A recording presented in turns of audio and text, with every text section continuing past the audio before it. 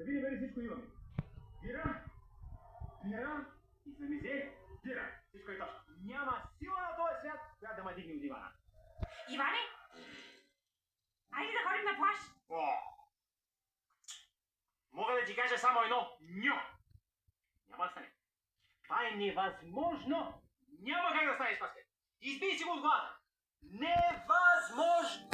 Сега на плажа ще може ли да направим пясъчен замък? Може, всичко може. С майките се фащайте и прийти. Замъци, къщи, панелни блокови, каквото решите, само мен не ме занимайте. Браво, бе! Може ли да правиш такива изказвания пред детето? Спокойно, мамо. Най-хубавия замък ще направим. Едно време, тати, хората по пещерите са имали пред замъците река пълна с крокодили, да могат да пашат хората. Вече аз ще прекарам река. Много смешно. Ха-ха.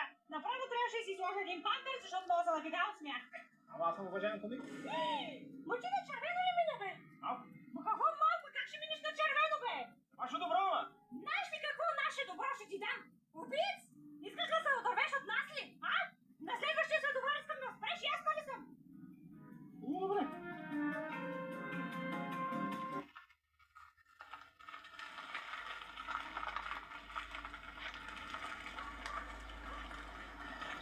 Сега доволни ли сте? Спрях на светофара и колата угасни.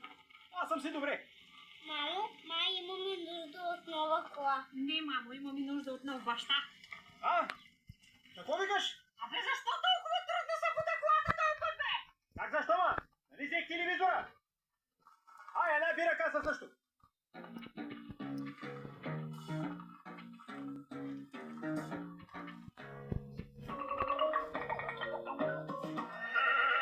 Световното започна!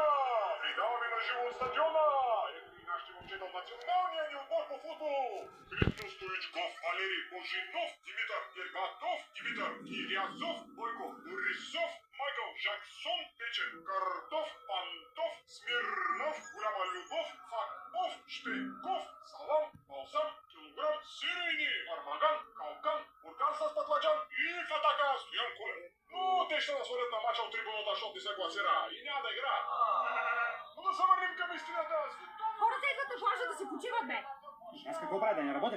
Абе, намали го малко този телевизор, бе. Не мога. Ако намаля, ще почна да чувам какво ми говориш.